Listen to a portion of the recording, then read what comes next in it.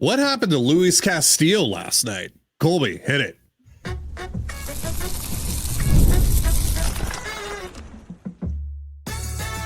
You are Locked On Mariners, your daily Seattle Mariners podcast. Part of the Locked On Podcast Network, your team every day. Ahoy, sailors. It is Wednesday, April 16th, 2025. This is Titan Gonzalez and Colby Patnode for the Locked On Mariners podcast, part of the Locked On Podcast Network, your team every day. This episode is brought to you by Gametime. Download the Gametime app, create an account, and use the promo code LOCKEDONMLB. That's LOCKEDONMLB for $20 off your first purchase. And as always, if you want to hear from me and Colby even more and help support the show, you can check out our Patreon. All you have to do to check that out is click the link in the description of this episode. So, on today's show, we're going to talk about what the hell happened with Luis Castillo last night. Also talk about Dylan Moore's big game, and we'll get you set for tonight and tomorrow's matchups as well. But let's start with Castillo. 7-pitch first inning for Castillo in this one against his former ball club. Seemed like we were in store for a really good night from Castillo. Instead, the wheels pretty much fell off from that point forward. A lot being made about his velo being down, which his velo is always down at the start of the year. And also he's been notoriously pretty bad in cold weather games. Really the problem for me watching Castillo start last night was that he was missing badly with regularity too. So Colby, what did you make of Castillo's start last night? Yeah, it was all command and control. He had none last night, and the velo was fine. He touched 96 a couple times. Like, that's totally within range for what Castillo will be in April. And you look at his average velo last night, it was only 1/10 of a mile lower than what it had been so far this year. And in fact, his two-seamer was actually up 2 ticks or 0.2 ticks. So the velo wasn't the problem last night whatsoever. It was command and control. He didn't have any, and we saw him really start in the second inning. He started to miss that outside glove side corner a little bit more, and he worked through it. And you're like, okay, well, quick first inning. Hopefully he makes the adjustment, and he couldn't, for whatever reason, he couldn't make that adjustment, and the misses actually started to get a lot worse. So there were a lot of non-competitive at bats, just 4 or 5 pitch walks, and he couldn't put guys away either. He had a couple opportunities to get a big strikeout, and he couldn't do it. Gavin Lux, with like the BABIP god, apparently got him a couple times, and so goes. And the home run he gave up to Austin Hayes is a home run in literally one ballpark. And yeah. So when they were playing in, so now again, that's not to say that it was all unlucky things that happened to Castillo, but was there a bit of luck involved? Sure, but he just wasn't good. Like, at the end of the day, that's really all that it is. He was not good. Yeah. And it was very clear, I think, to anybody watching that game after the third, fourth inning, like, he doesn't have it. Like, they gotta make a move here. They got to get this guy out of here, and asking him to go up, asking Castillo to figure out how to get out numbers 2, 3, 4 in a lineup after you've just taken a lead with the stuff we've seen and the control and command we've seen. Yeah, I can't say I'm surprised that it ended the way it did, because I'm not. It was painfully apparent that he was at just a ticking time bomb. Yeah. And unfortunately, from the second inning onward. Yeah. And unfortunately, the Mariners either didn't agree or didn't care, or they thought they were going to get one more inning out of him. And, you have an off day next Monday. Like, you don't need to worry about when you use the bullpen. Yeah, when you've used this bullpen as much as you have, though, I guess you get a little bit gun shy, but still, it was very apparent that Castillo shouldn't have been in this game as long as he was. Because, again, like you said, he was a ticking time bomb. He was missing well off the plate. And then when he did get in the strike zone, he was missing there, too. And he gave up almost a 50% hard hit rate in this game. So, yeah, it wasn't a surprise that the Reds were finally able to do some damage against him. And, yeah, this is a Reds offense that, we went over the numbers yesterday. They came into this game, one of the worst offenses just across the board in pretty much every statistical category. But they did add Matt McClain and Austin Hayes before yesterday's game. Both of those guys had a major impact on this one, especially Hayes. So, that's just how it goes. But yeah, Castillo just wasn't competitive from the second inning onward, plain and simple. And really the biggest concern there for me, though, was the fact that he couldn't hit any of his spots, whether it was off the plate or on it. Yeah, and that wasn't a problem in the first 3 starts at all. So it's one of those things where it's like, look, velo was fine. We look at the totality of his season, 3 really good starts, 1 really bad start. But there's no reason to believe that this is anything more than just a blip in the radar right now, because again, he was so good in his other 3 starts. I still, there's nothing in these numbers and these metrics from last night's data that suggests that he's hurting or that he's, that's pretty much the only, right? So, and Luis has obviously regressed, and no one is arguing that. Luis has regressed over the last couple of years, and that's fine. That's going to happen. He's on the other side of 30 now.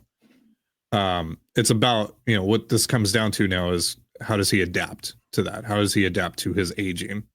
But seeing people out here acting like this guy is now all of a sudden 2017 to 2019 Felix, and that's just not the case. No. There are still 25 plus rotations in baseball that would take this guy immediately. Yeah. And by the way, for people that are like, oh, well, he's a number 5 in this rotation when it's healthy. Yeah. Okay. That's a good thing. Have you seen the other 4 dudes in this rotation? Mm-hmm. Yeah. He's like a number 3 elsewhere and probably a number 2 for a few rotations as well. Mm-hmm. Yeah. And, we have seen him start to adapt a little bit, much more sinker slider. Yesterday it was 4-seam heavy, and that's probably because he was really struggling.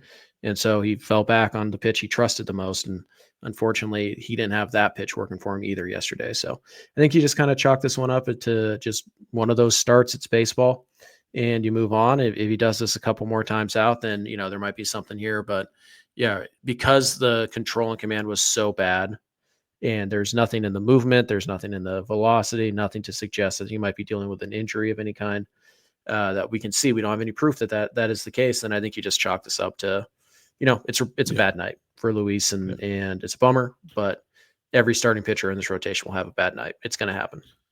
Yeah. Pitching so far hasn't been great on the road after not being particularly great on the road all of last year.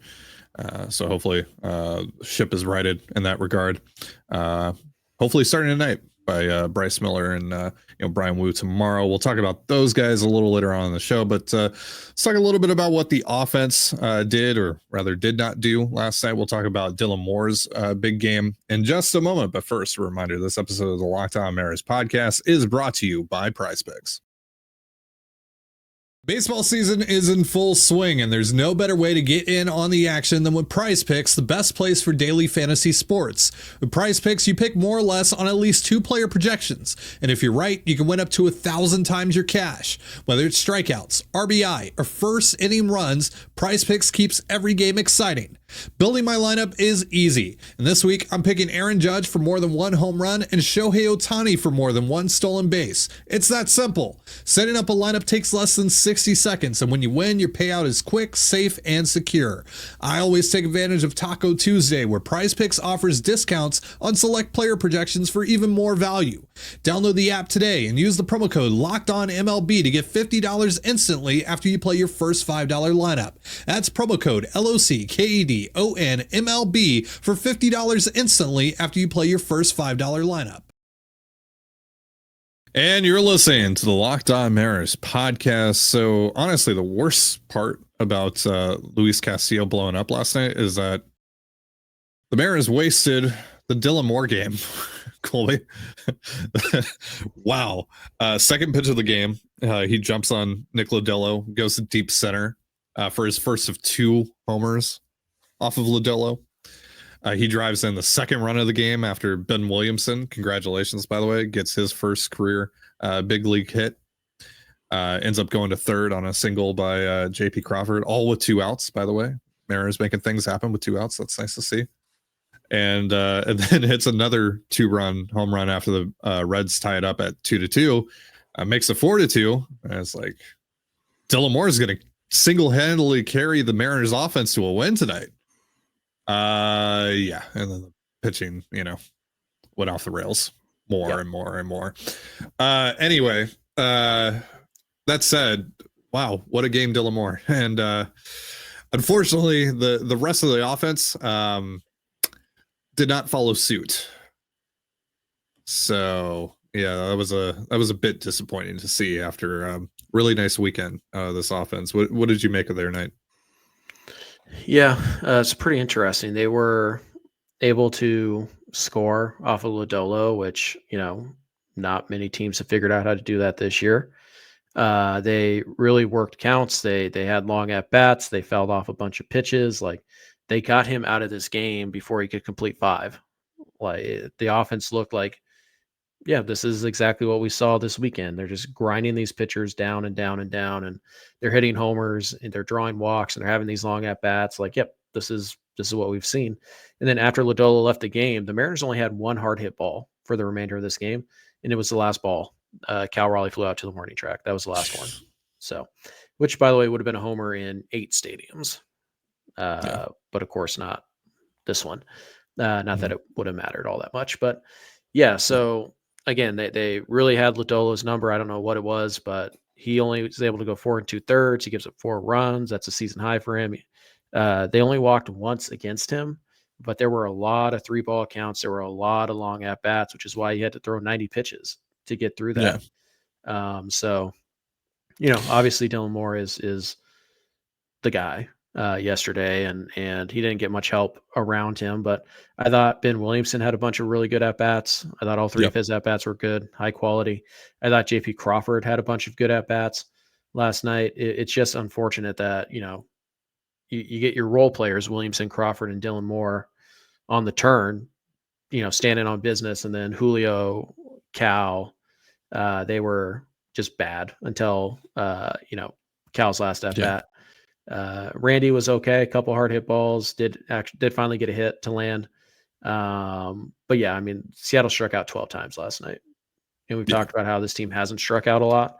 Last night 4th time they've had double-digit strikeouts this season. So that number is still far lower than it has been in the past. But not a great look last night for the Mariners offense. Had another bases loaded situation, this time with 2 outs, but still couldn't take advantage of that. Randy was the only starter who didn't strike out last night. Yeah, that's funny. That Randy of all guys is the one that didn't strike out. You mentioned Ben Williamson. Now, you guys know I have a lot of love and respect for the Mariners broadcast crew. But the whole interviewing Ben Williamson's family during his second game. That was not a good choice. With a split screen thing where you can hardly see what's even happening on the field. And Brad Adam is asking Ben Williamson's dad questions during the at bat and giving play-by-play sitting right next to him. Incredibly awkward. So I had to take my headphones out. I couldn't listen to it anymore. I couldn't stand to listen to it. It was so bad. And it was very clear Ben Williamson's dad did not want to be interviewed in that moment. No, I mean, who would be? My son's playing Major League Baseball game for the first time in his life. Leave me alone, So it was very clear they were hunting for a viral clip in case Williamson hit a home run or just did something cool. Yeah. Right. So I thought that was just a poor choice.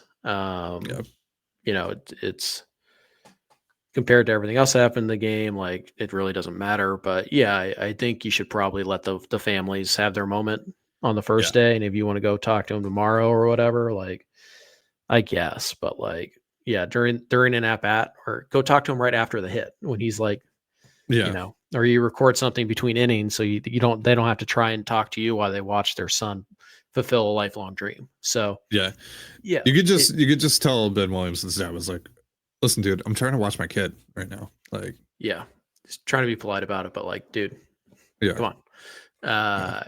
So aside from that, I thought Ben Williamson had a really nice debut. He scolded his first hit. That was really cool. And then he had the strikeout. It was a long at bat. I think it was 7-8 pitches until he got on a Lodolo back foot slider.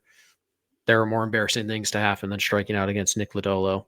And then I don't remember who his last at bat was against, but I think it was another long at bat, and he ended up flying out to right center field. So, Ben looked.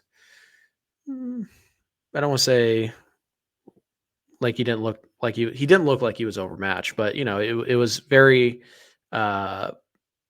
protective at the plate. Like he was letting the ball travel very deep and just kind of slashing the ball, trying to he wasn't looking to do damage, and that's fine because that's kind of who Ben Williamson is right now. He only has 4 home runs in his minor league career, so like he is just a guy who's just going to try and put the ball in play. And we didn't really get to see the defense yesterday. It never really came up. Funny enough, with the Mariners and their elite ground ball pitching staff, did Ben Williamson get one? I can't remember. I don't think he got a put out yesterday. I don't think he had a ball hit to him, fly ball, anything. So, ironically, we never got to see the glove of Ben Williamson, but maybe he made one play. I don't think he did, but yeah, the calling card for Williamson is the glove, and we didn't get to see it yesterday, but we did see the bat, and yeah, it does look kind of like a back end of the order, kind of like slap hitter who you just hoping it gets on base enough for the big bats up front. He didn't have a put out last night. Yeah, so also for some reason Fangraphs has him listed as Benjamin Williamson. Nice. Yeah. But Ben Williamson, man, I thought he looked pretty good at the plate, like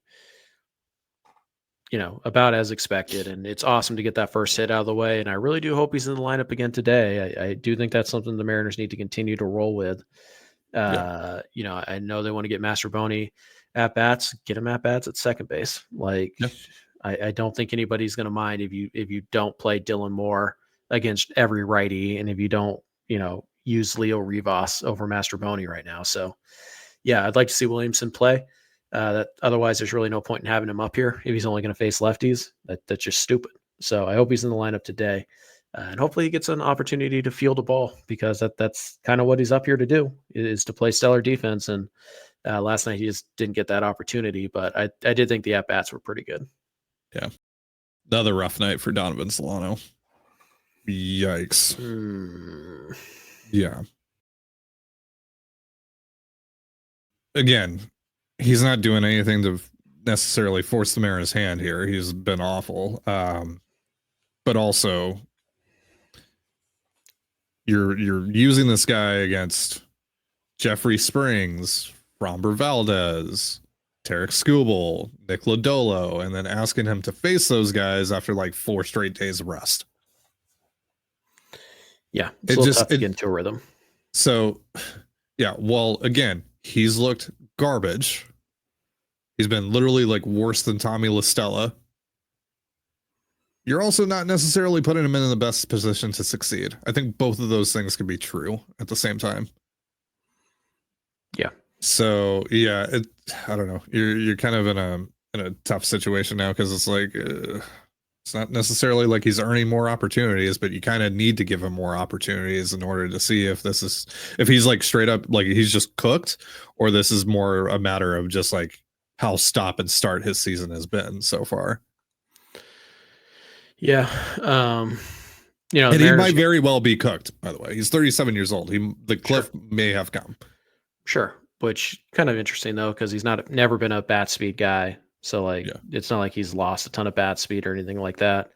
But yeah, so I mean, we'll see what they want to do. I still would rather have him play first base today than Rowdy Tellez, but I think we know how that's going to go. I think one thing we're learning here is that the Mariners need more against left-handed pitching. They clearly don't have it here. And yeah, with Polo not able to play at all against the lefty right now, and the number of platoons you're already running out there, like right now you have a platoon at first, you have a platoon in right, you have a platoon at second or third, you have a platoon at DH. Like that's too many platoons. Yeah. So, and the DH one's kind of forced on you right now, but yeah, they need more everyday players, which is what we said at the beginning of the year. And it's only gotten worse because of some injuries. So it's a bummer, but that is the reality. And that's the risky run when you rely on 2-3 platoons when everything's going right, what happens when somebody gets hurt? And you have to have 2 more part-time players fill their role. So yeah, the Mariners right now, they are, they're kind of stuck in a hard place right now when it comes against left-handed pitching, because their best hitter can't face left-handed pitching right now. And a couple of their, bigger power threats either are significantly worse against lefties, Cal Raleigh, or shouldn't really be playing against lefties, Luke Raley. And so it just makes the whole lineup easier to pitch to if you're a left-handed pitcher right now. Yeah. All right. So Bryce Miller taking the bump tonight against Nick Martinez. We'll get you set for that one, as well as tomorrow's matchup between Brian Wu and Brady Singer, because that's going to be an early one. We'll be doing a post-game show after that one. We'll talk about both of those games in just a moment. But first, a reminder, this episode of the Locked On Mariners podcast is once again brought to you by Gametime. There's nothing like the energy of an MLS match, the chants, the atmosphere, the last-minute goals. If you want to experience it all live, Gametime makes getting tickets easier than ever. With last-minute deals, all-in pricing, and a lowest price guarantee, Gametime takes the guesswork out of buying MLS tickets. Plus, ticket prices actually drop as kickoff gets closer, so you can score amazing seats at a great price. I love that I can see the exact view from my seat before I buy, so there's no surprises when I get to the stadium. Gametime also has event cancellation protection and even job loss assurance, so I can buy with confidence. Take the guesswork out of buying tickets with Gametime. Download the Gametime app, create an account, and use the promo code LOCKEDONMLB for $20 off your first purchase. Terms apply. Again, create an account and redeem the promo code LOCKEDONMLB for $20 off. Download Gametime today. Last minute tickets, lowest price guaranteed. And you're listening to the Locked On Mariners podcast. It is Bryce Miller against Nick Martinez tonight. Miller obviously divulged to the media after his last start against the Rangers that he's been dealing with a little bit of soreness. He's really labored through his first 3 starts. The good thing is he hasn't been giving up a lot of hard contact. I think he's 7th. He has the 7th lowest hard hit rate against of all qualified major league starters this year. Yeah, he just hasn't looked like Bryce Miller so far. Fastball control hasn't been there. Right now opponents are making contact on a little over 90% of the pitches that he's throwing in the strike zone. Which is about a 7% increase from what it was last year. So, yeah, just hasn't been a great start to the year for Bryce. And obviously, this isn't a great ballpark for him to have those kinds of issues in either. So, this could go sideways, or this could be the start that we finally see Bryce Miller look like the Bryce Miller that we know and love. So, how are you feeling going into this one? Yeah, I mean, it's tough to feel great about it until you see Bryce look like Bryce, because what we've seen in his first, 3 outings is just a guy who's grinding through every at bat. Like, there are no easy innings for him. He's kind of, laboring to get each out, and that's why all of his outings have been so short, and that's why, you look at his overall numbers, at least his ERA, and you're like, okay, yeah, no, he's pitching fine, but when you actually watch the starts, you notice the velo's down. You notice the fastball command is really poor, and you see him run a lot of 3-ball counts. We've seen multiple 4-pitch walks from him, which is extremely rare for Bryce. Like, he pounds the strike zone, and right now he's having to rely a lot on his secondaries because, again, the fastball command just not there. The velo's not there, and yeah, I mean, his command of his secondaries is fine, but the command of the fastball is elite, and it sets up everything else, and so.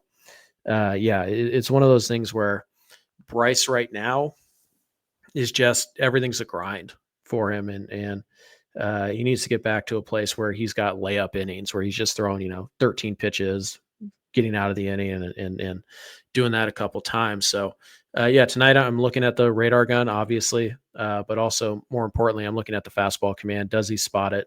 Is he missing badly, or is he dotting the corners? Is he working all 4 quadrants?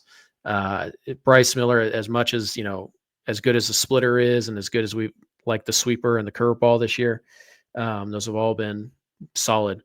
Bryce needs the fastball. It all works off of the fastball. And if he can't throw that pitch on the corners, and if he can't throw that pitch up and get whiffs on that pitch, then everything about his repertoire becomes just a grind. And it's like, man, I gotta throw everything I got just to get this first out, and then I have to go get 2 more after this. And that's again, credit to him for grinding through not only the injury, but grinding through these at bats and giving his team a chance to win all the games he's started so far. But it's not been easy. It's not been fun to watch. And, because of the soreness thing, there's always concern every time he goes out there until he looks like Bryce, until he, kind of gets over this hump. You're going to be concerned about what you've seen, because it hasn't been pretty, and it's been teetering on, explosion every single time he goes out there. So hopefully tonight he gets some easy innings out of him, and it'd be nice if he could go, more than 5, go 6+ and really help out this bullpen as well. Yeah. And then Brian Wu tomorrow. Last time Wu pitched at this ballpark, he was pretty much at the end of his rope in his rookie year, just 2 years off of Tommy John surgery. He was clearly gassed. Things did not go well. He went 5 innings, didn't strike out anyone, gave up 5. Wu, obviously a more seasoned pitcher, lot more well-built for a major league season than he was at that time. So I expect that hopefully it won't go nearly as bad as that one. And Wu obviously coming off of a really good start against the Rangers. Had that first inning that looked like things were not going to go particularly well, and then was able to right the ship, got 3 consecutive outs to get out of that bases loaded situation, and then cruise from that point forward. So hopefully he's able to ride that momentum, and he really has only had one true bad inning this year, which is that 4th or 5th inning, whatever it was in San Francisco, where he gave up 4. So yeah, hopefully he can just ride that momentum from the last start into this one, and hopefully the Mariners are in position to win this series. Hopefully it's a rubber match tomorrow. Hopefully Bryce is able to do what he needs to do in order to make that happen tonight in the offense. And the Mariners can get out of Cincinnati with another series win, their 3rd in a row. How you feeling about Wu going into this one? Yeah, I mean, pretty good. He's probably your second best pitcher. And there are times where you're wondering if maybe he's your best. I feel pretty good. I think he'll be relatively efficient. That's the nice thing about Wu, is that he'll throw 27 innings in the first, and you're like, it's only going to be a 5-inning night for him. And then he'll go 7 and not even crack 100 pitches. He's just so efficient. He throws so many strikes. And it's still just the fastballs, and it's not like he won't mix in the sweeper or anything like that, but it's still 4-seam, 2-seam, 2-seam against the lefties, 4-seam against the righties, and you can't hit him.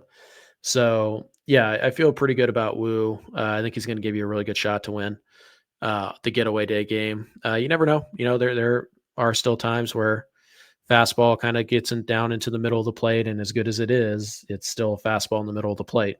And he doesn't quite have the secondaries to kind of back it up. So, the fastball has to be sharp. If it's not, it's going to be a long day for him. But the fastball is pretty much always sharp for Brian Wu. So I don't think that there's really any reason to doubt that he'll give you a quality outing on Thursday.